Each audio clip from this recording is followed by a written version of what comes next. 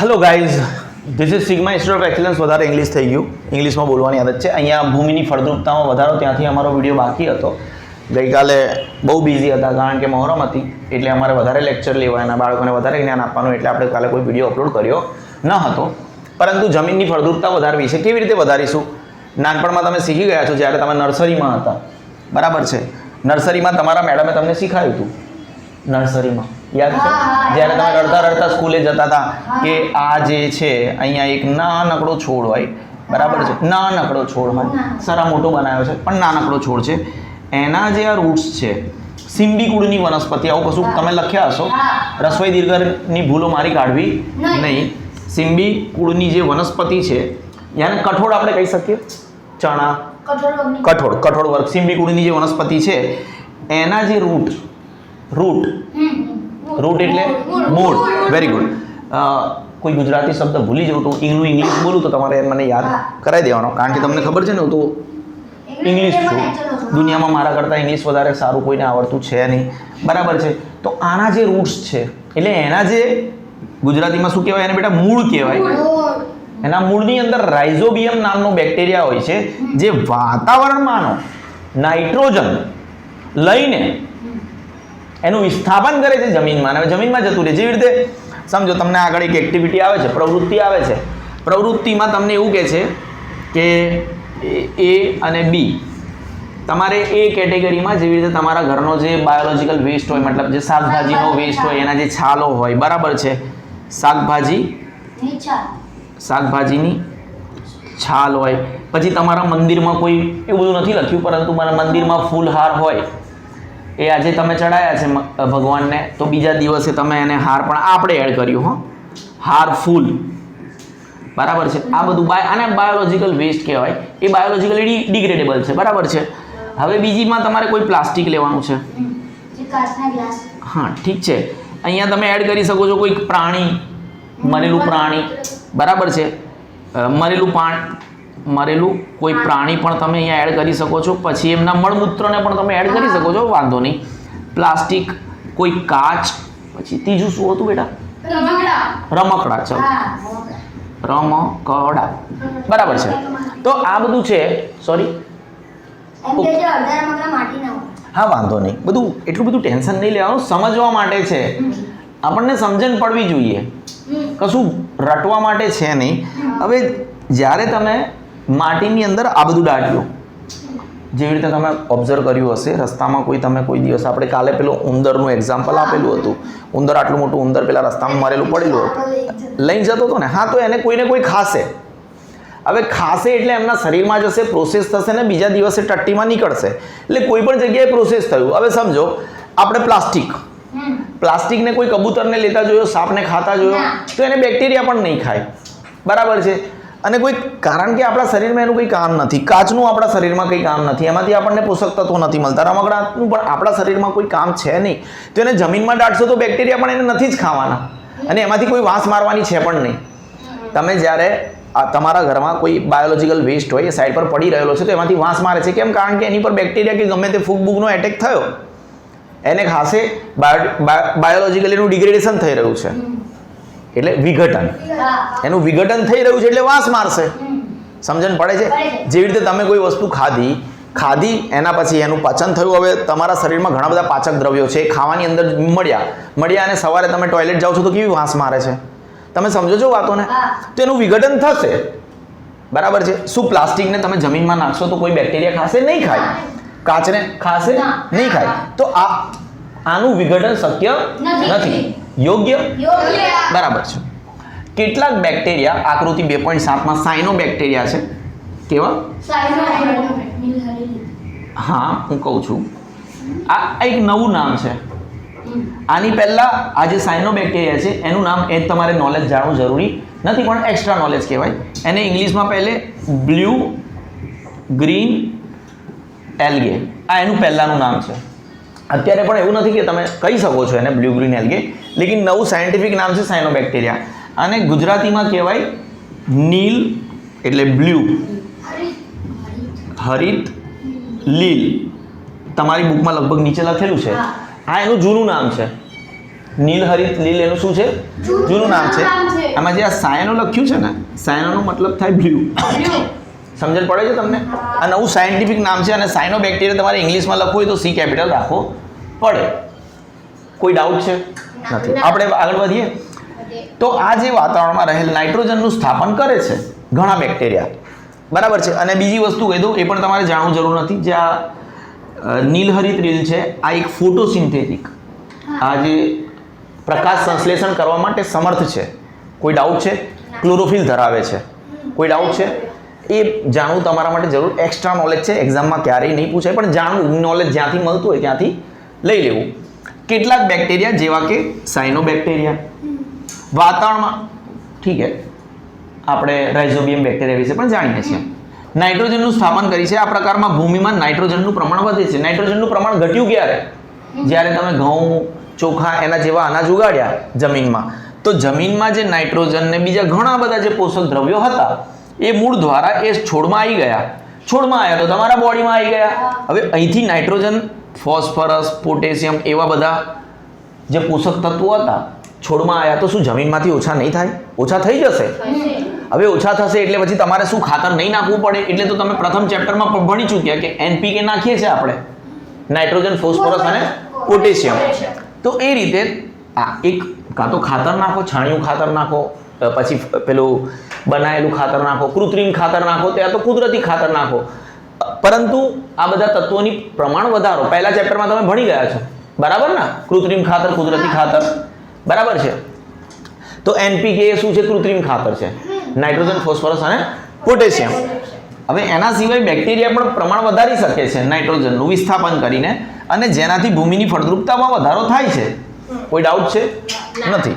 આ સૂક્ષ્મજીવોને સામાન્ય રીતે જૈવિક નાઇટ્રોજન, જૈવિક કેમ? દેખો, જૈવિક હોય, અજૈવિક હોય. જે રીતે પ્લાસ્ટિક છે અજૈવિક છે, જીવતું નથી. કાચ છે અજૈવિક છે, જીવતું નથી. બેક્ટેરિયા જીવિત છે એટલે એને આપણે જૈવિક કહીશું, બરાબર છે. અને જીવિત વસ્તુ પહેલામાં પહેલું તો અગર આપણે NPK ખાતર નાખી દીધું તો એ અજૈવિક ખાતર છે. એના અજૈવિક તરીકેથી તમે જમીનની ફળદ્રુપતામાં વધારો કર્યો. પરંતુ જ્યારે કોઈ બેક્ટેરિયાના લીધે નાઇટ્રોજનનું સ્થાપન થયું તો એ જૈવિક રીતે સ્થાપન થયું. કેવી રીતે થયું? કોઈ ડાઉટ છે? તમે જ્યારે ખાતર નાખો છો, કુદરતી યા કૃત્રિમ વોટેવર, તો એ અજૈવિક રીતે સ્થાપન થયું. કોઈ ડાઉટ છે? આપણે આગળ વધીએ. ફરીથી, કેટલાક બેક્ટેરિયા વાતાવરણમાં રહેલ નાઇટ્રોજનનું સ્થાપન કરી શકે છે. આ પ્રકારે ભૂમિમાં અગર નાઇટ્રોજનનું સ્થાપન કરે છે તો આ પ્રકારે ભૂમિમાં નાઇટ્રોજનનું પ્રમાણ વધે છે અને જેનાથી જમીનની ફળદ્રુપતામાં વધારો થાય છે. કોઈ તકલીફ છે? નથી. આ સૂક્ષ્મજીવોને સામાન્ય રીતે જૈવિક નાઇટ્રોજનના સ્થાપકો કહેવામાં આવે છે. આ ફોટો તમારે મેં થોડું બ્લેક કરી નાખ્યું છે, તમારી બુકમાં વધારે સારો છે. નાઇટ્રોજન સ્થાપક સાયનોબેક્ટેરિયા નીલહરિત લીલ, જેના વિશે ઓલરેડી તમારી બુકમાં જેટલું આપેલું છે એના કરતાં વધારે નોલેજ આપવાનો પ્રયત્ન કર્યો. તો શું તમારા સુધી પહોંચ્યું બાળકો? ઓકે. તો શું હું આગળ વધી શકું છું બાળકો? ઓકે. અચ્છા, પર્યાવરણનું શુદ્ધિકરણ, બરાબર છે. શેનું શુદ્ધિકરણ? બરાબર છે. તો જે આ આપણે આટલું બધું જાણીએ છીએ કે પર્યાવરણ બધી જગ્યાએ પર્યાવરણ ચાલી રહ્યું છે, બરાબર છે. અને કુદરતી ખાતર વિશે પણ તમને નોલેજ છે. પછી હમણાં જે પ્રવૃત્તિઓ હશે થોડું ઘણું આપણે બતાવ્યું હતું, થોડુંક પર્યાવરણનું જે કચરો છે એનો નિકાલ કેવી રીતે. તો આપણે જાણ્યું કે કોઈ કૂતરું મરી ગયું, બરાબર છે. રસવઈ, દીર્ઘઈ, કાનો, માત્ર એ બધી ભૂલો મારી નહીં કાઢવાની. ઇંગ્લિશમાં સ્પેલિંગની એરર 7 દિવસ સુધી કન્ટિન્યુઅસ લખીને તો પણ ઇંગ્લિશની સ્પેલિંગની એરર નહીં હોય, પણ અહીંયા ગુજરાતીમાં રસવઈ, દીર્ઘની મિસ્ટેક હશે. આ તો તમે વાલા બાળકો, તમારા માટે હું ગુજરાતી ભણાવું છું. કોઈ ડાઉટ છે? નથી. અચ્છા, કૂતરું મરી ગયું. કાલે આપણે શું જોયું હતું? શું મરી ગયું હતું? ઉંદર. હવે જો આ ઉંદર મરી ગયું તો શું એ ત્યાંનું ત્યાં પડી રહેશે? ના. અગર ત્યાં તમે પ્લાસ્ટિકનો કોઈ ડબ્બો નાખી દીધો તો એનો કોઈ નિકાલ નહીં થાય, તો એવો ને એવો પડી રહેશે, બરાબર છે. આ જ ઉંદરને તમે દરિયામાં નાખી દીધો હોય તો પણ કોઈને કોઈ તો એને ખાઈ જ જશે. જંગલમાં નાખી દીધો હોય તો પણ કોઈને કોઈ ખાઈ જશે. તો એ જે બાયોલોજિકલ કચરો હતો એનો તો નિકાલ થઈ જ જવાનો છે, પર્યાવરણની શુદ્ધિ થઈ જ જવાની છે. પરંતુ જે પ્લાસ્ટિકની બોટલ અગર તમે દરિયામાં નાખો છો તો શું એનો નિકાલ થશે? કોઈ નહીં ખાય, બરાબર છે. અને આપણે જ્યારે ગાયને ખાવાનું આપવા જઈએ છીએ ત્યારે આપણે શું કરીએ છીએ? આપણે એક જગ્યાએ અહીંયા પેલી કુંડી જેવું પડ્યું હોય ગટર, એની ઉપર રોટલી પ્લાસ્ટિકની થેલીમાં મૂકીએ છીએ. શું આપણે પ્લાસ્ટિકની થેલી સાથે રોટલી ખાઈએ છીએ? અને આપણા તો હાથ છે, આપણે પ્લાસ્ટિકની થેલીમાંથી રોટલી કાઢીને ખાઈ શકીએ છીએ. ગાય પાસે હાથ છે. હવે ગાય શું પ્લાસ્ટિકની થેલી ગળી ગઈ તો એનું શું થશે? તમારે પણ એ સમજવું જોઈએ કે ના સમજવું જોઈએ? તો અમુક તો જ્ઞાન આપણી અંદર હોવું જોઈએ. આપણે જંગલી જેવું વર્તન નહીં કરવાનું. અને તમારે એટલો ટાઈમ નથી તો પછી એ રોટલી ગાયને ન આપો. બરાબર છે? કોઈ ડાઉટ છે? નથી. અને હંમેશા માણસનું પોતાનું પેટ ભરાઈ જાય ને એના પછી માણસ પોતાની ઓકાત ભૂલી જ જતો હોય છે. ખાવાનું નીચે રસ્તામાં ફેંકી દેવું. બરાબર છે? રસ્તામાં દાબેલી ખાતો ખાતો જશે, અડધી દાબેલીથી પેટ ભરાઈ ગયું તો અડધી દાબેલી ફેંકી દે છે રસ્તામાં. અન્ન છે, ઇજ્જત કરતા શીખો. સમજો છો તમે શું કહેવા માંગુ છું? આપણું પેટ ભરાઈ જાય એટલે આપણે આપણી ઓકાત ભૂલી જઈએ છીએ. શું કરીએ છીએ? ભૂલી જઈએ છીએ કે આ થોડી વાર પહેલાં આ જ ખાવાનું આપણે મોંમાં નાખી રહ્યા હતા, એને આપણે રસ્તામાં ફેંકી રહ્યા છે. ઇજ્જત આપો. તમારું પેટ ભરી ગયું છે તો શાંતિથી એક જગ્યાએ ઊભા રહો, કોઈ વૃક્ષની નીચે શાંતિથી એને ઇજ્જતથી મૂકો કે મને મળ્યા એવી રીતે તમે બીજા કોઈને પણ ફળો. બરાબર છે? અને મને આજે મળ્યા તો તમે મને કાલે પણ મળજો. અન્નની અગર તમે ઇજ્જત કરો છો તો તમે જીવનભર ક્યારેય દુઃખી નથી થતા. તમે જ્યારે જમવા બેસો ત્યારે તમારે અન્ન દેવતાને પ્રાર્થના કરવાની, હે અન્નદેવ, તમારો આભાર છે કે તમે આજે મને મળ્યા. બરાબર છે? અને તમે મને જેવી રીતે આજે મળ્યા છે એવી રીતે મને કાલે પણ મળજો. બરાબર છે? જમ્યા પછી પણ એમનો આભાર વ્યક્ત કરવાનો કે હે અન્ન દેવતા, તમારો આભાર છે કે તમે મને આજે તૃપ્ત કર્યો. અને એના પછી કશું વધી જાય તો બીજાને આપો. બરાબર છે? કે જેવી રીતે તમે મને ફળ્યા છો એવી રીતે બીજાને પણ ફળજો. તો અગર તમારી અંદર આ ભાવના છે તો તમે ક્યારેય દુઃખી થતા નથી. તમે જોયું હશે અમુક લોકો, ઓલ્ડ એજ લોકો હશે, એ જમતા પહેલાં અન્ન દેવતાનો આભાર વ્યક્ત કરતા હોય છે, જમ્યા પછી પણ આભાર વ્યક્ત કરતા હોય છે. અને આપણે તો કેવું આખો દિવસ ગમે તેવું કે આ કેવું ખાવાનું છે, અન્ન દેવતાને જ મતલબ અપશબ્દ. મીઠું ના હોય તો પણ ખાઈ લેવું. કોઈ ડાઉટ છે? હે ને? એ જે અન્ન દેવતા છે એ દરેક વ્યક્તિના નસીબમાં નથી હોતા. આપણે આગળ વધીએ? નથી. આગળ વધીએ? ઓકે. શાળામાં માળી આજે માળી એટલે સમજો છો ને તમે? બરાબર છે? બિલકુલ અવાજ ના થવો જોઈએ હો બાળકો. માળી એટલે માળીને કુદરતી ખાતર બનાવતા જોઈને પહેલી અને બુજોએ તેમના મિત્રો સાથે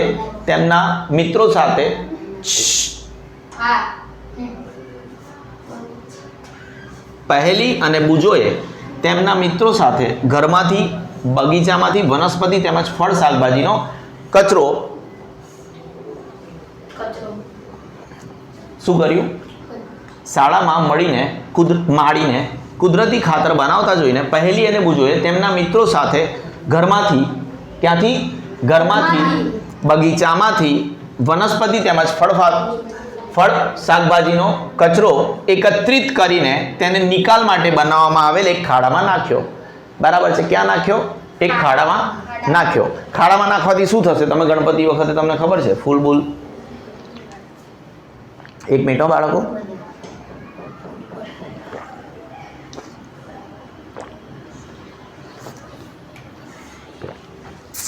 અહીં ધ્યાન આપો. ખાડામાં નાખ્યો. આપણે શું કર્યું? ખાડામાં નાખ્યો. શું એનું બાયોલોજિકલ જૈવ વિઘટન થશે? હું જ્યારે બાયોલોજિકલ ડિગ્રેડેશન બોલું ને,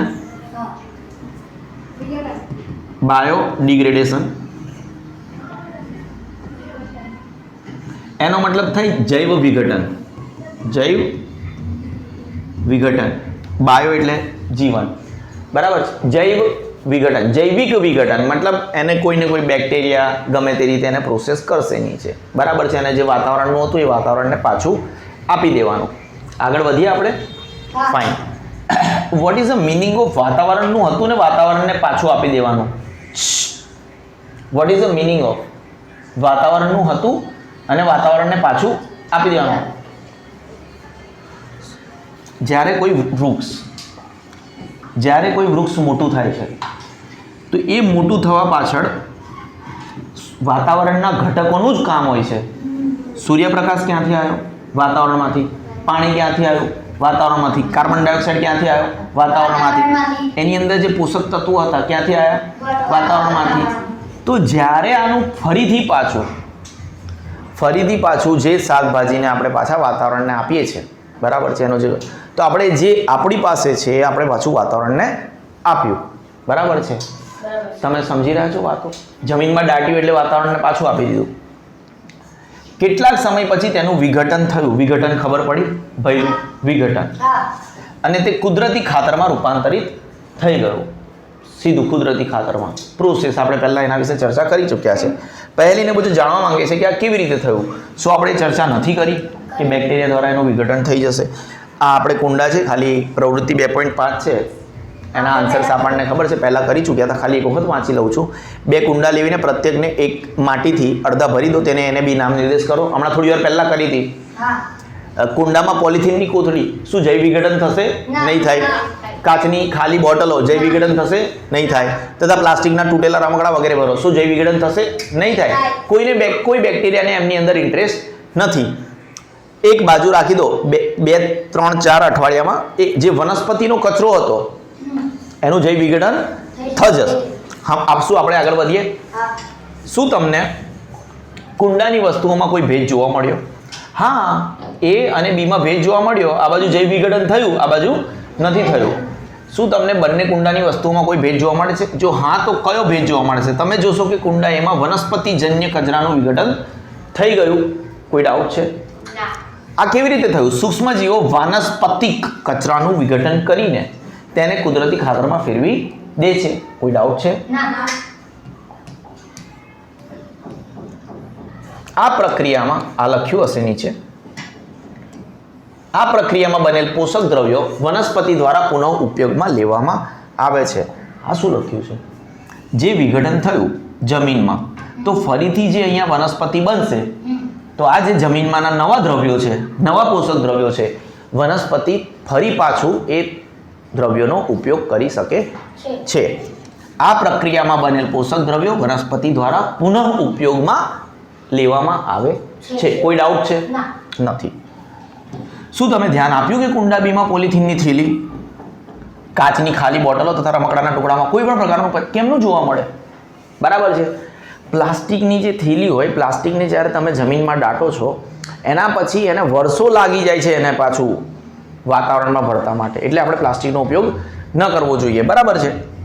તમે કોઈ એક છે, સપોઝ આ મેદાન છે, એમાં મેદાન પર અહીંયા છે ને, જ્યારે વરસાદની સિઝન હોય, આટલો પોર્શન એટલે થોડો નાનો છે, આટલા ઉપરના પોર્શન ઉપર એક કુંડું લેવાનું, એમાં વચ્ચે એક પ્લેટ નાખી દેવાની, આમ આખી પ્લેટ, એટલે એના 2 હિસ્સા થઈ જાય. હવે એ કુંડાને તમે વરસાદી વાતાવરણમાં બહાર મૂકી શકો કે એટલે સીધું પાણી પડે. અહીંયા તમારે શું કરવાનું? એક પ્લાસ્ટિકની થેલી લગાવી દેવાની.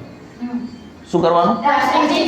પ્લાસ્ટિકની થેલી ઉપર, આપણે પોલિથીન નહીં આવતી શાકભાજી માટે, અને અહીંયા ખાલી કશું નહીં, એકદમ ખાલી માટી છે. બરાબર છે. અહીંયા પણ સેમ ખાતર નાખવાનું હતું, અહીંયા પણ સેમ ખાતર નાખવાનું હતું, પરંતુ અહીંયા કોઈ પ્રકારનો ગોળો જોવા નહીં મળે. એવું એકદમ સપાટ, અને કોઈ દિવસ ઘાસ જોવા નહીં મળે, ઉગશે જ નહીં, કારણ કે પ્લાસ્ટિકે આખું નષ્ટ કરી નાખ્યું. ખબર પડતા છે? જ્યારે અહીંયા ફળદ્રુપ, આજકાલ ગૌરી વ્રત શરૂ થયું છે, લગભગ ગઈકાલથી શરૂ થયું નહીં, એ લોકો ક્યારાની અંદર ઘાસ, એની ઉપર એ જે ક્યારો હતો, ક્યારાની ઉપર જ્યારે લોકોએ ઉગાડવાની શરૂઆત કરી, એક પ્લાસ્ટિકનું લેયર લગાવી દીધું હોત ને, તો ક્યારેય ઘાસ ના ઉગત. ખબર પડતા છે? આગળ વધીએ. ઓકે. સૂક્ષ્મજીવો તેના પર કાર્ય કરીને કુદરતી ખાતરમાં રૂપાંતર કરી શકતા નથી. સૂક્ષ્મજીવો કાચની બોટલ, પોલિથીનની થેલી, એની પર કાર્ય કરીને એને ડેવલપ કરી શકતા નથી કુદરતી ખાતરમાં. તમે અવારનવાર જમીન પર, તમે ઘણી બધી વખત જમીન પર સડતી વનસ્પતિ અને મૃત પ્રાણીઓના સ્વરૂપે મૃત કાર્બનિક દ્રવ્યોનો મુઠ્ઠો જ. કાર્બનિક કેમ? આપણે જ્યારે તમને આ પહેલી વખત સમજાવ્યું હતું ત્યારે મેં તમને કીધું હતું, આપણું જે શરીર છે એ પણ કાર્બનનું બનેલું છે. બરાબર. આપણે બધા કાર્બન બેઝ લાઈફ જીવનો જીવીએ છીએ. કેવા? તો જીવન જ્યાં તમને દેખાય છે એ કાર્બન બેઝ છે, કાર્બન ડાયોક્સાઇડ નહીં. હા, એ અલગ વસ્તુ છે. આપણી આખી જે જીવનશૈલી છે, જ્યાં જૈવિક છે, જીવ છે, એ કાર્બન બેઝ જીવ છે. શેના બેઝ જીવ છે? આપણે જે ખાઈએ છીએ એ પણ કાર્બન બેઝ હોય છે. જે પદાર્થો આપણે ખાઈએ છીએ એ પણ કાર્બન બેઝ પદાર્થો ખાઈએ છીએ, અને એનું જ વિઘટન શક્ય છે. તો તમે જે મૃત કાર્બનિક દ્રવ્યો, જેવી રીતે ઝાડ છે, ઝાડ એટલે લાકડું, એ પણ કાર્બન છે. બરાબર છે. એને જ્યારે સળગાઈએ એટલે ઓક્સિજનની હાજરીમાં સળગે અને કાર્બન ડાયોક્સાઇડ છૂટો પડે. કોઈ ડાઉટ છે? જે પેલું ઉંદર પડેલું હતું એ પણ કાર્બન બેઝ હતો. યોગ્ય. આગળ વધીએ. તો તમે જે મૃત કાર્બનિક દ્રવ્યોનો મોટો જથ્થો જોયો હશે, તમે જોશો કે કેટલાક સમય પછી તે લુપ્ત થઈ જાય છે, ગાયબ થઈ જાય છે. તેનું મુખ્ય કારણ છે કે સૂક્ષ્મજીવો વનસ્પતિના મૃત જૈવિક કાર્બનિક કચરાને વનસ્પતિ લાકડું એટલે કાર્બન, ઓક્સિજનની હાજરીમાં એ બળીને કાર્બન ડાયોક્સાઇડ બનાવે છે. ઓકે, સૂક્ષ્મજીવો વનસ્પતિના મૃત જૈવિક કાર્બનિક કચરાને, મૃત જૈવિક કચરો હતો એ, બરાબર છે. પ્લાસ્ટિક હોત તો એને અજૈવિક કચરો કહેત, જૈવિક કચરો પાછો મૃત. તો એ મૃત જૈવિક કાર્બનિક કચરાને તથા મૃત પ્રાણીઓને ઉંદર સરળ પદાર્થોમાં ફેરવે છે. કેવા પદાર્થોમાં? હવે અમુક લોકોને ના ખબર પડે સરળ પદાર્થ શું અને મતલબ કોમ્પ્લેક્સ પદાર્થ શું, બરાબર છે. જેવી રીતે કાર્બન ડાયોક્સાઇડ પ્લસ પાણી, H2O સૂર્યપ્રકાશની હાજરીમાં અને ક્લોરોફિલ પ્લસ પ્રકાશ સંશ્લેષણની પ્રક્રિયા કરે છે. તો જ્યારે C6H12O6 પ્લસ ઓક્સિજન પ્લસ પાણી આ બધું નિર્માણ પામે છે, આ જ્યારે નિર્માણ પામ્યું તો આને સરળ પદાર્થ કહેવાય. કેવો કહેવાય? આને પણ સરળ પદાર્થ કહેવાય. પરંતુ આ સરળ પદાર્થ નથી, આ કોમ્પ્લેક્સ છે, એને તૂટવામાં મુશ્કેલ પડે. સમજણ પડતા છે? સરળ પદાર્થ આને કહેવાય. તો આ સરળ પદાર્થમાંથી આ એક કોમ્પ્લેક્સ પદાર્થ બન્યો, એને પછી આપણે ખાઈએ છીએ, એનું વિઘટન થાય છે. તો આપણી જે બોડી છે એ પણ સરળ નથી, પરંતુ એને પછી આપણે જે મરી જઈએ, જેવી રીતે ઉંદર હતું, તો એના પછી એનું જે વિઘટન થયું એ સરળ પદાર્થોમાં વિઘટન થઈ ગયું. શેમાં વિઘટન થઈ ગયું? જેવી રીતે કાર્બન ડાયોક્સાઇડ ટુકડામાં વિઘટન કરી નાખ્યું. કોઈ તમને ખબર પડી શું કહેવા માંગુ છું? કાર્બન ડાયોક્સાઇડ એક સરળ પદાર્થ છે, પાણી એક સરળ પદાર્થ છે, એનાથી એમને ગ્લુકોઝ બનાવ્યો. ગ્લુકોઝ એક સરળ પદાર્થ નથી. શું આગળ આપણે વધીએ? સરસ, વેરી ગુડ, બરાબર છે. તો ક્યાં ગયા? મૃત પ્રાણી જે પોતે કોમ્પ્લેક્સ હતા એને સરળ પદાર્થમાં ફેરવી નાખ્યા. આ પદાર્થ અન્ય વનસ્પતિઓ અથવા પ્રાણી દ્વારા પુનઃ ઉપયોગમાં લેવામાં આવે છે. તમે જ કીધું ને મને કે જે ઉંદર પડ્યું હતું ત્યાં એને કોઈ કબૂતર કે કાગડો લઈને જતો હતો, બરાબર છે. તો પુનઃ ઉપયોગમાં લેવામાં આવે. આ પ્રકારે હાનિકારક તેમજ દુર્ગંધ મારતા પદાર્થોનું વિઘટન માટે સૂક્ષ્મજીવોનો ઉપયોગ કરીને પર્યાવરણને શુદ્ધ કરી શકાય છે. કેવી રીતે? આ પ્રકારે જે હાનિકારક તેમજ દુર્ગંધ મારતા કોઈ પણ પદાર્થો હોય એનું વિઘટન માટે સૂક્ષ્મજીવોનો ઉપયોગ કરીને પર્યાવરણને વધારે પડતું શુદ્ધ કરી શકાય છે. શું આપણે આગળ વધીએ? યાદ રહેશે તમને લોકોને એક્ઝામમાં. હવે આપણે અત્યાર સુધી ફાયદાકારક સૂક્ષ્મજીવો જોયા. કયા જીયા? જે સૂક્ષ્મજીવો આપણને મદદ કરી રહ્યા હતા. હવે થોડા નુકસાનકારક સૂક્ષ્મજીવો પણ જોઈ લઈએ, જે તમને વધારે પડતું હાનિ પહોંચાડે છે, બરાબર છે. હવે હાનિ દેખો, પેથોજીન ઇંગ્લિશમાં કહેવાય પેથોજીન. પેથોજીનનું ગુજરાતી શું? દેખો, રોગ. તમે રોગ પ્રતિકારક વર્ડ સાંભળ્યો, રોગ પ્રતિકારક, બરાબર છે. રોગ પ્રતિકારક મતલબ રોગનો સામનો કરી શકે એવી શક્તિ આપણી, રોગ પ્રતિકારક શક્તિ, બરાબર છે. જેને તમે ઇમ્યુન સિસ્ટમ કીધી ઇંગ્લિશમાં. અને બાળકો આ કોરોનાના સમયે આ બધું તમે બહુ સાંભળ્યું હશે. ઇમ્યુન સિસ્ટમ, કાળો પીવો ઇમ્યુનિટી વધશે, બરાબર છે. રોગ પ્રતિકારક એટલે રોગનો સામનો કરી શકે એવું. લેકિન રોગ કારક મતલબ રોગ કરી શકે એવું. રોગ પ્રતિકારક મતલબ રોગનો સામનો કરી શકે એવું. રોગકારક મતલબ રોગ કરી શકે એવું. તો જે રોગ કરી શકે, રોગકારક જે બેક્ટેરિયા છે, સૂક્ષ્મજીવ છે, બેક્ટેરિયા કાં તો સૂક્ષ્મજીવ. બેક્ટેરિયા પેલું સૂક્ષ્મજીવ મને ખબર છે સૂક્ષ્મજીવમાં શું શું આવે, એને પેથોજીન કહેવાય. રોગકારક સૂક્ષ્મજીવને શું કહેવાય? પેથોજીન. રોગ પ્રતિકારક શક્તિ એક અલગ વસ્તુ છે. પ્રતિકારક એટલે રોગનો સામનો કરે, રોગકારક સૂક્ષ્મજીવ એટલે રોગ કરી શકે એવા સૂક્ષ્મજીવ. કોઈ ડાઉટ છે? નહીં. સૂક્ષ્મજીવો અનેક રીતે હાનિકારક હોઈ શકે છે, એ તો તમને ખબર છે. ઘણા બધા વાયરસ, એના લીધે થતી બીમારી. કેટલાક સૂક્ષ્મજીવો મનુષ્ય, પ્રાણીઓ તેમજ વનસ્પતિઓમાં રોગ ઉત્પન્ન કરી શકે છે. કોરોના વાયરસ વિશે તમે જાણો છો, બરાબર છે. આગળ વધીએ આપણે.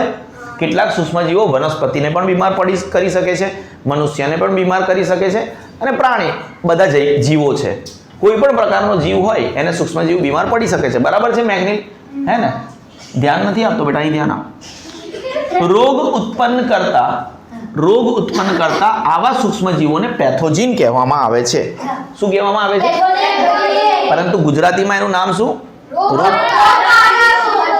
ધીમે પેલા જે લોકો જોવે છે વિડીયો આપણે એ લોકો બિચારા ડરી જશે. રોગ કરી શકે એવા સૂક્ષ્મજીવોને પેથોજિન્સ કહેવાય. એનું ગુજરાતી આપણે શું ભણવાનું છે? રોગકારક સૂક્ષ્મજીવો. શું આ શબ્દ વિશે મેં બરાબર માહિતી આપી બાળકો? રોગ પ્રતિકારક શક્તિ એટલે રોગનો સામનો કરી શકે એવી આપણા શરીરની શક્તિ. અને રોગકારક સૂક્ષ્મજીવો એટલે જે તમને રોગ કરી શકે. કોઈ ડાઉટ છે?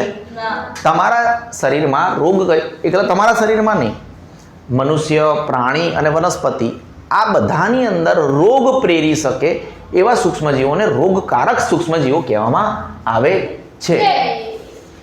બોલતો દેવ. રોગકારક સૂક્ષ્મજીવો કહેવામાં આવે છે. શું પણ કોણે? જે રોગ ફેલાવે. રોગ ફેલાવે એવા સૂક્ષ્મજીવોને રોગકારક સૂક્ષ્મજીવો કહેવામાં આવે. Very good. એક્ઝામમાં લખીશ? હા. Very good. ચલો જોઈએ. કેટલાક સૂક્ષ્મજીવો ખોરાક, કપડાં તેમજ ચામડાની વસ્તુઓને બગાડે છે. બરાબર છે. ઘણા બધા, જેવી રીતે વરસાદનું વાતાવરણ છે તો ઘણા બધા થોડીક બ્રેડ સાઈડ પર પડી હશે, એટેક ચાલુ થઈ જશે સૂક્ષ્મજીવોનો. ફંગસ. બરાબર છે. કેટલાક દરેક સૂક્ષ્મજીવો. હા, ફૂગ. બરાબર છે, વાંધો નહીં, જવા દો. એ યીસ્ટ છે પણ જવા દો, ભણાવવા દો મને. કપડાં, દરેક સૂક્ષ્મજીવો દરેક વસ્તુને નથી બગાડતા. કે જેવી રીતે લાકડાનો એક્ઝામ્પલ આપીએ, લાકડા પર બધા સૂક્ષ્મજીવો એટેક નથી કરતા, ખાલી પેલી શું કહેવાય એને? ઉધઈ જ લાકડું બગાડે છે. તો કેટલાક સૂક્ષ્મજીવો કોઈ ખોરાકને બગાડે છે, કેટલાક સૂક્ષ્મજીવો કપડાને બગાડે છે, અને કેટલાક સૂક્ષ્મજીવો ચામડાને બગાડે છે. ચામડાની વસ્તુ, રિયલ ચામડું. હો, તમે મેં 3 દિવસ પહેલા એનો પોતાનો પટ્ટો લઈને આવ્યો કે આ અમારા ફેમિલીમાં 110 વર્ષથી છે. ડુપ્લિકેટ હતો, ચામડું નહોતું. બરાબર. કેવું હતું? ડુપ્લિકેટ પટ્ટો હતો. કોઈ ડાઉટ છે? નથી. આગળ વધીએ. ચાલો તેમની નુકસાનકારક પ્રવૃત્તિઓ વિશે જાણીએ. કેટલું નુકસાન કરી શકે છે એના વિશે જાણવાની કોશિશ આપણે કરીએ. હવે આ જે વસ્તુ છે ને એમાં આપણે થોડુંક આડું બોલવું પડે. જેવી રીતે પાણીપુરી વિશે આપણે થોડું ખરાબ બોલવું પડશે, સમોસા વિશે ખરાબ બોલવું પડશે. જે યોગ્ય છે, જે ભણવું હોય એ બોલવું પડે. કોઈ ડાઉટ છે? નથી. પછી અહીંયા આવશે કમ્યુનિકેબલ ડિસીઝ વર્ડ ઇંગ્લિશમાં. બરાબર છે. અને આ તમને ઇંગ્લિશ એટલે શીખવાડવામાં આવે છે કારણ કે જ્યારે તમે ડૉક્ટર પાસે મળવા જાઓ ત્યારે તમને ગુજરાતીમાં વાત નથી કરતા. એટલે ગુજરાતી મીડિયમ સ્ટુડન્ટને અગર એ લોકો અહીંયા લખ્યું છે તો મારે પણ તમને જ્ઞાન આપવું જરૂરી છે. કમ્યુનિકેબલ ડિસીઝ એટલે ચેપી રોગ. બરાબર છે. જેવી રીતે બાળકો મેં તમને કીધું હતું, જ્યારે કોઈ એક વ્યક્તિને હાર્ટ એટેક આવે અને તમે એની બાજુમાં જઈને બેસો તો તમને હાર્ટ એટેક ના આવે કારણ કે ચેપી રોગ નથી. બરાબર છે. જ્યારે કોઈ એક વ્યક્તિને ફ્રેક્ચર થયું હોય, તમે એ બાજુમાં બેસો તો તમને ફ્રેક્ચર ના થઈ જાય, એ ચેપી રોગ નથી. પરંતુ જ્યારે કોઈ વ્યક્તિને શરદી થઈ છે અને તમારા મોઢા પર મસ્ત છીંક ખાય, એના જે નાના નાના ડ્રોપલેટ્સ તમારા મોઢામાં જતા રહે તો તમને શરદી ખાંસી થાય કારણ કે એ ચેપી રોગ છે. યોગ્ય? બરાબર છે. તો મનુષ્યમાં રોગકારક સૂક્ષ્મજીવો, disease causing microorganisms in humans. બરાબર છે. મનુષ્યમાં રોગકારક સૂક્ષ્મજીવો, અને એવું નથી ખાલી મનુષ્ય, પ્રાણીઓમાં પણ ચેપી રોગ હોય છે, વનસ્પતિમાં પણ ચેપી રોગ થાય. બરાબર છે. મનુષ્યમાં રોગકારક સૂક્ષ્મજીવો જે હવા આપણે શ્વાસમાં લઈએ છીએ તે હવા દ્વારા. ચેપી રોગ કેવી રીતે ફેલાય? ડ્રોપલેટ્સ આયા, હવાથી જતા રહ્યા, પછી કોઈનું એઠું પાણી પી લીધું તો એનો ચેપ આપણને લાગી ગયો. બરાબર છે. કોઈને ઓલરેડી શરદી હતી, એને પાણી પીધું, એના થોડા ડ્રોપલેટ્સ હતા તો એ પાણીના ત્યાં રહી ગયા અને પછી તમે ત્યાંથી જ પાણી પીધું. બરાબર છે. તો જે પાણી આપણે પીએ છીએ તે પાણી દ્વારા, અથવા જે ખોરાક આપણે ખાઈએ છીએ, બરાબર છે, ઓલરેડી કોઈ વ્યક્તિને ઇન્ફેક્શન હતું, શરદી થઈ ગઈ હતી, એને એપલ ખાઈને તમને આપ્યું, તમે પાછું ત્યાંથી અડધું ખાધું આમ દાંતથી તોડીને, તો એ તમને તમારી અંદર પણ એ વાયરસ જતો રહેશે કે નહીં જતો રહે? સમજો છો? તો કોઈ વ્યક્તિને ચેપ લાગેલો છે. મનુષ્યમાં રોગકારક સૂક્ષ્મજીવો કેવી રીતે ફેલાઈ શકે? હવા આપણે શ્વાસમાં લઈએ છીએ, બરાબર છે, પાણી જે આપણે પીએ છીએ, અને ખોરાક જે આપણે ખાઈએ છીએ એના દ્વારા પણ શરીરમાં પ્રવેશ મેળવે છે. બરાબર છે. ભઈલો અહીં તે રોગગ્રસ્ત વ્યક્તિ અથવા પ્રાણીના સીધા સંપર્કમાં આવવાથી સંક્રમણ પામે છે. બરાબર છે. સંક્રમણ એટલે તમને ખબર છે, એકથી બીજામાં પ્રવેશવું. બરાબર છે. હવે આ જે હવા છે, આ જે પાણી છે, આ જે ખોરાક છે, એ એકબીજાના તમે સંપર્કમાં લીધું તો સંક્રમણ ફેલવાના ચાન્સીસ બહુ જ છે. બરાબર છે. સૂક્ષ્મજીવો દ્વારા થતા આવા રોગો જે એક રોગગ્રસ્ત વ્યક્તિમાંથી બીજી સ્વસ્થ વ્યક્તિમાં હવા, પાણી અથવા બાળકો ખોરાક દ્વારા અથવા સીધા સંપર્કમાં આવવાથી થાય છે તેને આપણે ચેપી રોગ કહીએ છીએ. યાદ રહેશે, કમ્યુનિકેબલ ડિસીઝ. હવે આવા રોગના ઉદાહરણ શું છે? કોલેરા, શરદી અને શીતળા. બરાબર છે, શીતળા સાતમમાં આવે છે. હા, અને ટ્યુબરક્યુલોસિસ જેને આપણે ક્ષયનો રોગ કહીએ છે. શું આપણે આગળ વધીએ? ઓકે બાળકો, યોગ્ય બાળકો. જ્યારે શરદીથી પીડાતી વ્યક્તિ છીંક ખાય છે, હા છીંક, તો ભેજના સૂક્ષ્મ ટીપાઓ ડ્રોપલેટ્સ સાથે હજારો વાયરસ હવામાં ફેલાય છે. આ વાયરસ શ્વાસ દ્વારા મારા જેવા તંદુરસ્ત વ્યક્તિના શરીરમાં પ્રવેશ કરે છે અને ચેપ ફેલાવે છે. બુજો ભાઈ સાहब कुछ बोलना चाहते हैं तो તમે ચેપી રોગોનો ફેલાવો કેવી રીતે રોકી શકો છો?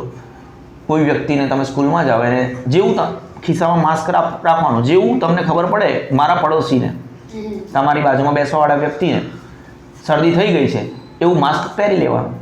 કોઈ ડાઉટ છે? નથી. આગળ વધીએ. જ્યારે છીંકતા હોઈએ ત્યારે આપણા મુખ તેમજ નાક ઉપર રૂમાલ રાખવો જોઈએ અને શક્ય હોય તો સંક્રમિત વ્યક્તિથી પર્યાપ્ત અંતર રાખવું જરૂરી છે. શું આપણે આગળ વધી શકીએ છીએ બાળકો? ઓકે. હવે અહીંયા કેવું છે, બધા નામ લખેલા હશે, બરાબર છે. તમને એવું ખબર પડશે અહીંયા, જો આપણે ક્યારેય એટલે આવું સ્ત્રી પુરુષ વચ્ચે ભેદ નથી કરતા, પણ તમને અહીંયા એવું ખબર પડશે કે જે આ મોટી મોટી બીમારીઓ છે એ માત્ર ને માત્ર સ્ત્રી મચ્છર દ્વારા થાય છે, પુરુષ મચ્છર દ્વારા નથી થતા. કોઈ ડાઉટ છે? તો અહીંયા જે બધા સ્ત્રી દેખો, જે આપણે ગુજરાતીમાં જેવી રીતે મેલ છે, મેલને ગુજરાતીમાં નર કહેવાય, બરાબર છે, અને જે ફિમેલ છે એને માદા કહેવામાં આવે. માદા, બરાબર. માંદા નહીં, માદા. આગળ વધીએ. થોડું ઓછું બોલવાનું, હમણાં વિડીયો ચાલુ છે. મેલને નર કહીશું, ફિમેલને માદા કહીશું. તો એના મચ્છરના નામ પણ આપણે જ પાડ્યા હશે, હે ને? અને જોઈને ખબર ના પડે કે આ માદા એનાફિલિસ મચ્છર છે, બરાબર છે. માદા એનોફિલિસ મચ્છર એનું નામ, ઇંગ્લિશ નામ છે, બરાબર છે. આગળ જોઈએ. કેટલાક જીવજંતુઓ તથા પ્રાણીઓ એવા પણ છે જે રોગકારક સૂક્ષ્મજીવોના વાહક કેરિયરનું કામ કરે છે. કેટલાક જીવજંતુઓ જે સૂક્ષ્મ, જેવી રીતે મચ્છર છે, બરાબર છે. આ મચ્છર છે, આ જીવજંતુ છે. મેઘનીલ ધ્યાન આપને બેટા. આ મચ્છર છે, એ કોઈને લઈને ફરતો હોય. શું લઈને ફરતો હોય? કેરિયર એટલે લઈને ફરવું, લઈને ફરતો હોય.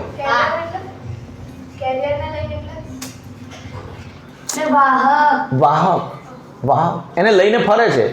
જેવો તારી પાસે આવ્યો તો એને કહી દો એટલે બેક્ટેરિયા કે વાયરસ જે પણ હોય તારી અંદર બોડીમાં ઘૂસી જાય. આગળ વધીએ. કેટલાક જીવજંતુઓ તથા પ્રાણીઓ, જેવી રીતે કોઈ કૂતરાને કોઈ થઈ ગયું હોય, જેવી રીતે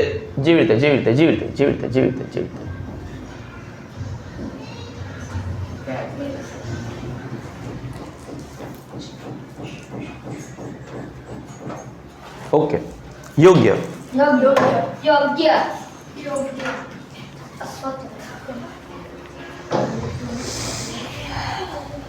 ભાઈ ધ્યાન આપો. જેવી રીતે કોઈ વ્યક્તિને શરદી થઈ ગઈ હોય તો શું એ વાયરસ લઈને નથી ફરતો? તો એને વાહક કહેવાય કે લઈને ફરી રહ્યો છે. તો કેટલાક જીવજંતુઓ તથા પ્રાણીઓ એવા પણ છે જે રોગકારક સૂક્ષ્મજીવોના વાહક છે. રોગકારક એટલે તમને ખબર પડી ને, જે રોગ પ્રેરી શકે એવા સૂક્ષ્મજીવો, એને આપણે શું કીધું હતું? રોગકારક સૂક્ષ્મજીવો, પેથોજિન ઇંગ્લિશમાં, બરાબર છે, નું કાર્ય કરે છે. ઘરમાંથી તેનું એક ઉદાહરણ ઘરમાખી. ઘરમાં નહીં હોતી, બરાબર છે. હવે એ મતલબ કંઈ પણ ગંદી જગ્યાએ બેસીને આવે, ગંદી જગ્યાએ, પછી એ તમે જે આ મોન્સૂનના સિઝનમાં સમોસા પર બેસે, એ સમોસું તમે ખાઓ. બહારનું ખાવાનું, મોન્સૂનમાં બહારનું ખાવાનું કેમ અવોઇડ કરવું જોઈએ? કારણ કે જે ઘરમાં જે માખી હોય છે બધી જ જગ્યાએ ફરતી હોય છે, એકદમ ગંદી જગ્યાઓથી. પછી એ તમારા કોઈ બહારના ખાવા પર પડે એટલે આપણે શું મોન્સૂનમાં બહારનું ખાવાનું અવોઇડ કરવું જોઈએ? તો ઘરમાખી એવું જ એક વાહક છે. માખી ક્યાં બેસીને આવે? કચરા, પ્રાણીના મળ પર, પોટી પર, બરાબર છે. રોગકારક સૂક્ષ્મજીવો તેના શરીર પર ચોંટી જાય છે, કારણ કે જ્યારે પોટ્ટી પર બેઠું તો તો શું ત્યાં ત્યાં સૂક્ષ્મજીવ નહીં હોય બધા? હશે ને? બરાબર છે. જે ત્યાં ગઈકાલે ઉંદર પડેલું હતું ત્યાં શું સૂક્ષ્મજીવો એટેક નહોતો કરેલો. હવે ત્યાં માખી પર જઈને બેસી, તમે સમજો છો? તો શું એ સૂક્ષ્મજીવો માખી પર નહીં ચોંટી જાય? હવે એ સૂક્ષ્મજીવ એ માખી સમોસા પર જઈને બેઠી, તો પછી શું છે એ સૂક્ષ્મજીવ સમોસા પર નહીં બેસી જાય? સમજો છો તમે? ઓકે. તો જ્યારે માખી ઢાંક્યા વગરના ખોરાક પર બેસે છે ત્યારે આવા સૂક્ષ્મજીવોનું સ્થળાંતર સંભવ બને છે. જે પણ વ્યક્તિ આવા દૂષિત ખોરાકને ખાય છે તેની બીમાર પડવાની સંભાવના હદથી વધારે વધી જાય છે. એટલે સલાહ આપવામાં આવે છે કે ખોરાકને હંમેશા ઢાંકેલો રાખવો જોઈએ. ઢાંક્યા વગરનો ખોરાક ખાવાનું ટાળવું જોઈએ. બરાબર છે. આપણે માદા એનોફિલિસ મચ્છર આ નીચે છે, ફોટો બતાવી દઈએ. ઉપરનું થઈ ગયું છે, આપણે ઉપર જઈ શકીએ છીએ. બરાબર ને બ્રો?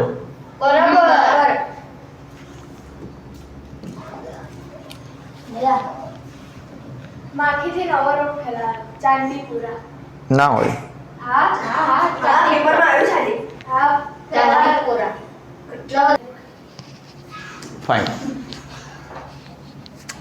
જે માદા એનોફિલિસ મચ્છર છે, માદા મતલબ લેડીઝ, ફિમેલ. બરાબર છે. આ ફિમેલ શું કરી રહી છે? માદા એનોફિલિસ મચ્છર આકૃતિ 2.8 માં એનો ફોટો આપેલો છે.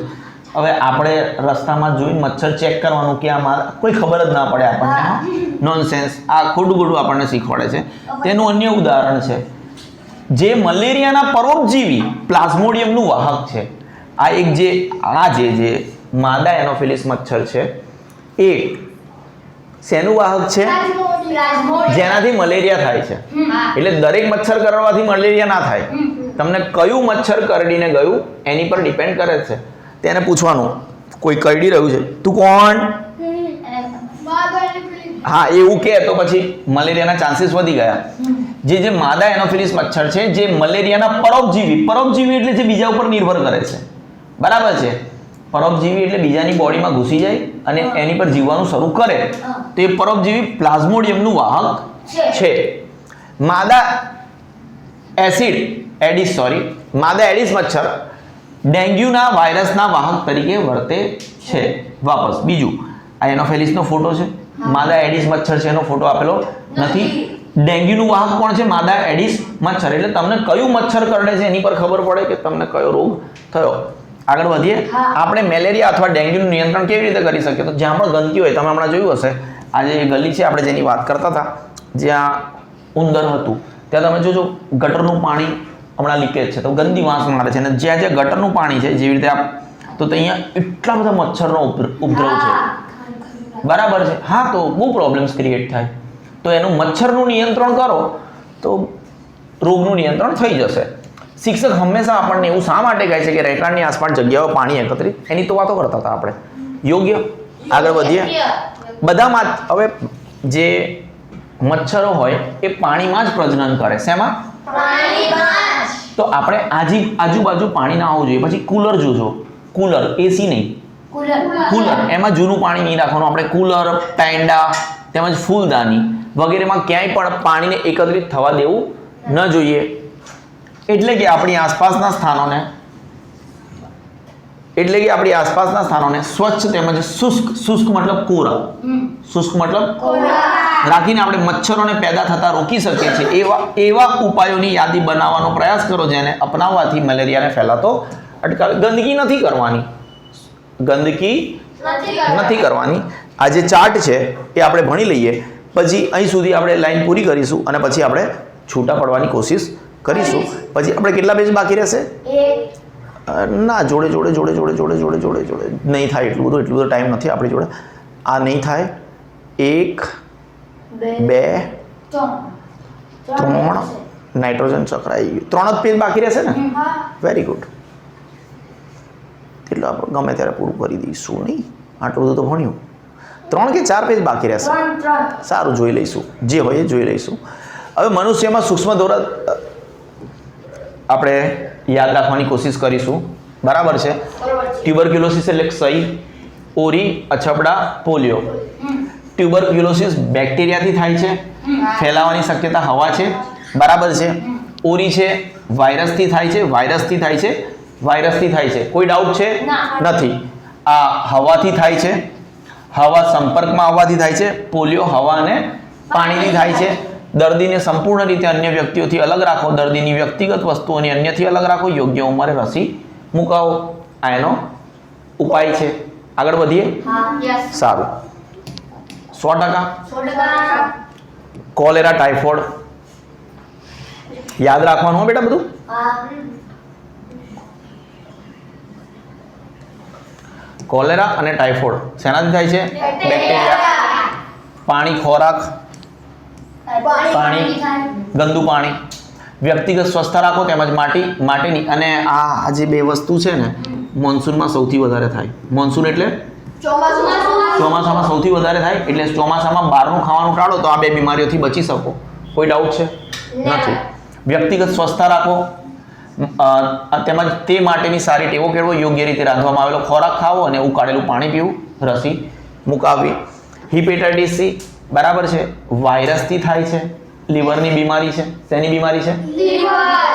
પાણી. આ પણ મોન્સૂનમાં થવાના ચાન્સીસ વધારે છે. ઉકાળેલું પાણી પીવાનું છે. રસી મુકાવવી.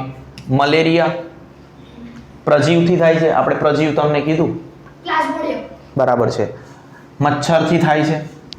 યોગ્ય મચ્છરદાનીનો ઉપયોગ કરીને અને મચ્છર ભગાડવાના રસાયણો વાપરો. જંતુનાશક છંટકાવ કરો. આજુબાજુ ભરાયેલા પાણીને દૂર કરી મચ્છરને પ્રજનન કરતા અટકાવો. આપણી પાસે થોડો ટાઈમ છે તો આપણે કન્ટિન્યુ કરીએ છીએ. યોગ્ય. મનુષ્યમાં થતા કેટલાક સામાન્ય રોગો, તેનો ફેલાવો તથા અટકાવવાના કેટલાક ઉપાયો આપણે કોષ્ટક 2.1 જોયા. હવે શું આપણે અત્યારે આગળ વધીએ કે ના વધીએ? શ્યોર. ચલો.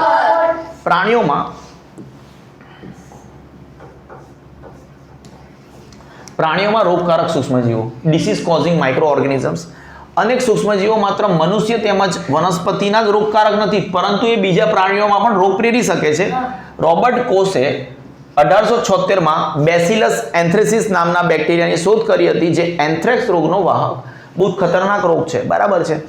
અમેરિકામાં જ્યારે હમણાં વચ્ચે લગભગ 20 વર્ષ પહેલા 9/11 તમને ખબર છે ટ્વિન ટાવર પડેલા ન્યુયોર્કમાં? ટ્વિન ટાવરમાં પ્લેન નાખી દીધેલું ન્યુયોર્ક ટાવરમાં. યુટ્યુબ જોઈ લેજો.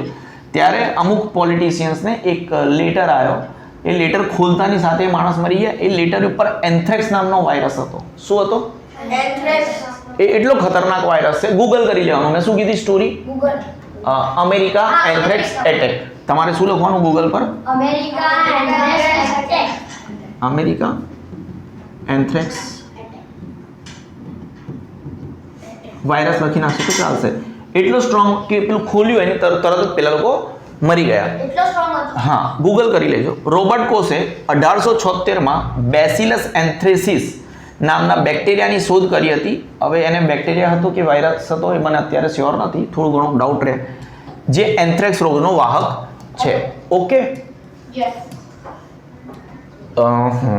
બીજા પ્રાણીઓ પણ રોગ ઉત્પન્ન કરે છે. દાખલા તરીકે એન્થ્રેક્સ મનુષ્ય તેમજ ઢોરમાં થતો ગંભીર રોગ છે, જે બેક્ટેરિયા દ્વારા થાય છે. ઢોરમાં ફૂટ એટલે પગ અને માઉથ એટલે મોઢાનું. ડિસીઝ એટલે બીમારી. ઠીક છે. અમુક વસ્તુ તમને એક તો ગુજરાતીમાં ભણાવે છે પણ ઇંગ્લિશ વર્ડ નાખી દે છે, એટલે સારું છે હું ભણાવી રહ્યો છું. ફૂટ એટલે પગ, મારી જોડે ભણો ત્યારે નોટ પેન લઈને બેસવાનું. માઉથ એટલે મુખ. ડિસીઝ એટલે બીમારી, વાયરસ. ઓકે, યાદ રહેશે. વિડીયો છે, વિડીયોમાં જોઈને ટાઈમ પ્રમાણે જોઈ લેજો. વિડીયો અપલોડ થશે ત્યારે આ કેટલામી મિનિટ પર હશે? 43મી મિનિટ પર છે આ બધું. 43 મિનિટ 40 સેકન્ડ પર છે. કોઈ ડાઉટ છે? ઓકે. ઉદાહરણ તરીકે એન્થ્રેક્સ મનુષ્ય તેમજ ઢોરમાં થતો ગંભીર રોગ છે, જે બેક્ટેરિયા દ્વારા થાય છે. ઢોરમાં ફૂટ એટલે પગ, માઉથ એટલે મુખ, ડિસીઝ એટલે બીમારી, વાયરસ દ્વારા. કોઈ ડાઉટ છે? નથી. આગળ વધીએ. આ ઇંગ્લિશ વર્ડ છે. કેવા વર્ડ છે? ફૂટનો આ સ્પેલિંગ છે. ફૂટ એટલે પગ. માઉથનો આ સ્પેલિંગ છે. માઉથ એટલે મુખ. પછી ડિસીઝનો આ સ્પેલિંગ છે DISEASE એટલે બીમારી. કોઈ ડાઉટ છે? કેવા વર્ડ છે આ? ઇંગ્લિશ વર્ડ ન હોવા જોઈએ, નોનસેન્સ છે. આગળ વધીએ આપણે. અહીંયા ઘણી બધી જગ્યાએ લખેલું છે ને ડિસીઝ કોઝિંગ. આ રહ્યું જુઓ, લખ્યું કે નહીં લખ્યું? ડિસીઝ છે ને. વનસ્પતિમાં રોગકારક સૂક્ષ્મજીવો. અનેક સૂક્ષ્મજીવો ઘઉંને બગાડે છે. ડાંગરને બગાડે છે, બટાટા, શેરડી, સંતરા, સફરજન વગેરે વનસ્પતિના રોગના કારક છે. રોગકારક સૂક્ષ્મજીવોને આપણે ઇંગ્લિશમાં પેથોજિન કહીએ છીએ. આ રોગો પાકના ઉત્પાદનમાં ઘટાડો કરે છે. પાકમાં કોઈ બટાકામાં થઈ ગયો તો બટાકાના રોગ, બટાકા બગડશે ને.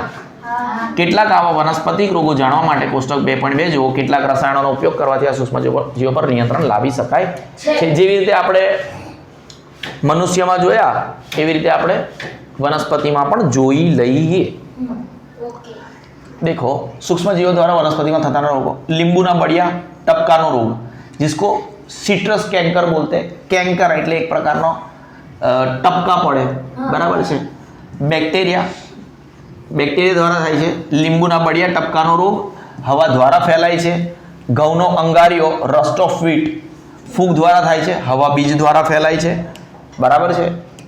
અને ભીંડાનો પીળી નસનો રોગ, ભીંડાનો પીળી નસનો રોગ વાયરસ દ્વારા થાય છે, જીવ જંતુ દ્વારા થાય. એક સેકન્ડ નો બ્રધર.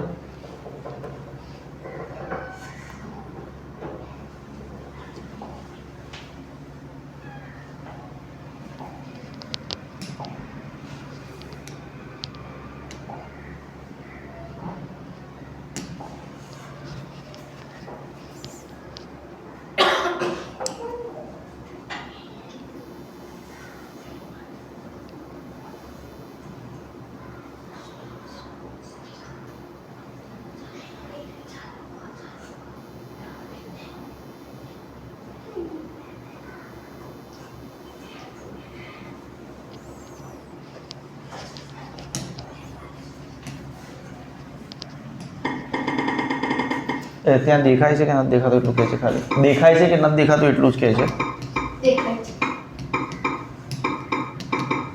દેખાય છે. Okay fine. देखो आप मौसमी पर सिट्रस कैंकर आवा डाग पड्या. आने શું કહેવાય? સિટ્રસ કેન્કર. જે મોસંબીનું હતું ને, જે ડાઘા દેખાય છે, બરાબર છે. રસ્ટ ઓફ વ્હીટ,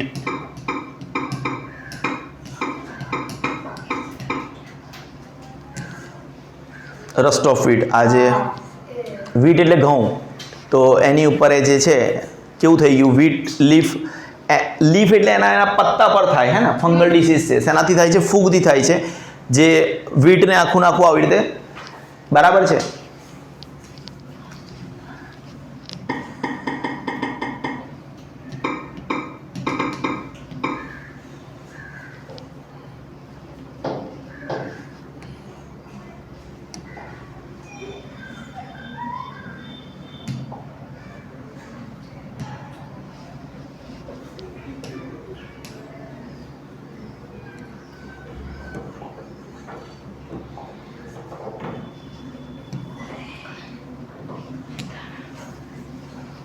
આ જે ભીંડી છે એની ઉપર યલો વેન મોઝેક ભીંડી આ એની પર યલો થઈ જાય.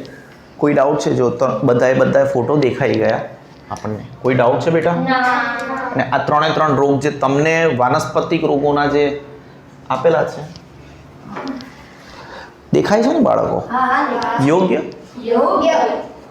થોડુંક મોટું કરી નાખ્યું છે, 1.54 કરી નાખ્યું છે. વાંધો નહીં બાળકો, થોડું તો ઝૂમ કરવું પડશે બાળકો. ઓકે, બસ પતવા જ આવ્યું છે. થોડું બહુ ખાલી ફોટોઝ બતાવવા હતા, બરાબર છે. સમજો તમે જે 3 ફોટો જોયા, લીંબુના બળિયા ટપકાનો સિટ્રસ કેન્કર, બરાબર છે. સિટ્રસ કેન્કર નારંગી ઉપર પણ થાય એવું નહીં, બરાબર છે. કોઈ ડાઉટ છે? નહીં. સિટ્રસ લીંબુના બળિયા ટપકાનો રોગ કેવું દેખાય? ટપકા હતા. બેક્ટેરિયા દ્વારા થાય છે, હવા દ્વારા ફેલાય છે. ઘઉંનો અંગારિયો આપણે કીધું ફંગસ એટલે ફૂગ દ્વારા થાય છે, હવા અને બીજ દ્વારા ફેલાય છે. પછી યલો વેન મોઝેક ઓફ ભીંડી અને ભીંડાનો પીળી નસનો રોગ, પીળી નસ વાયરસ દ્વારા ફેલાય છે. 3 જુઓ, બેક્ટેરિયા, ફૂગ અને વાયરસ આવી ગયા. જીવ જંતુ દ્વારા ફેલાય છે, બરાબર છે. જે લીંબુનો ટપકાનો રોગ છે એ બેક્ટેરિયા લીબે, ઘઉંનો જે છે ગફુ અને ભીવા. કોઈ ડાઉટ છે? લીંબુ બેક્ટેરિયા દ્વારા થાય છે, ઘઉંમાં ફૂગથી થાય છે, અને ભીવા. ભીંડાનો જે યલો વેન છે એ વાયરસથી થાય છે, બરાબર છે. જે લીંબુનો બળિયાનો ટપકાનો રોગ છે એ હવાથી ફેલાય છે, લીંબેહ, બરાબર છે. ઘઉંનો જે રોગ છે અંગારિયો છે, ઘઉંનો અંગારિયો છે એ ફૂગ દ્વારા ફેલાય છે, એ હવા અને બીજ દ્વારા થાય છે. ઘઉ હબી, બરાબર છે. ઘઉ હબી, બરાબર છે. આજકાલની જે લેડીઝ છે એમના હસબન્ડને હબી બોલતી હોય છે, ખબર છે તમને? My dear hubby. યોગ્ય. યાદ રાખવાની વસ્તુઓ છે બાળકો. અને ભી જે વાયરસથી થાય છે એ જીવથી થાય છે, ભીવા જી. વિવાજી. યોગ્ય. તમે કેવી રીતે યાદ રાખશો મારા વાલા બાળકો? બરાબર છે. લીંબુનો જે લીંબુના બળિયા ટપકાનો રોગ, જેને ઇંગ્લિશમાં કેન્કર સિટ્રસ કહેવાય, બેક્ટેરિયાથી થાય છે, લીંબેહ. લીંબેહ. ઘઉંનો જે અંગારિયો છે એ ફૂગથી થાય છે, ઘ ફૂ હબી, કપુ હોમી. બરાબર છે. જે ઘ ફૂ, આ એના હસબન્ડનું નામ હતું, એને હબી કીધું, ગફુ હબી. અને ભીંડાનો પીળી નસનો રોગ છે, ભીવાજી, બરાબર છે. આવી હું મદદ તમને આ તો આપણું થઈ ગયું છે ફૂડ પોઈઝનિંગ, આપણે કાલે કરીશું. એ રીતે હું તમને આ પણ યાદ કરાવી દઉં કે ના કરાવું? ચાલશે? ચાલશે, તમે કરી નાખશો. મને એવું લાગી રહ્યું છે તમે થાકી ગયા છો મારા વાલા બાળકો, હે ને? તમને યાદ રહેશે મારા બાળકો? સારું. હવે એના પછી આપણે જોઈ લઈએ. હું શાંતિથી તમને ભણાવતો રહું છું, ઘણું બધું નોલેજ આપી દીધું, આ તમને તો યાદ જ કરાવી દીધું. આપણી પાસે એટલો ટાઈમ નથી કે હું વધારે ડિટેલિંગમાં જઈ શકું, તો પણ આપણે આ 1, આ 2 અને આ 3 જ પેજ બાકી રહ્યા છે મારા વાલા બાળકો. કાલે આપણે ખતમ કરી દઈશું મારા વાલા બાળકો. જય શ્રી કૃષ્ણ મિત્રો.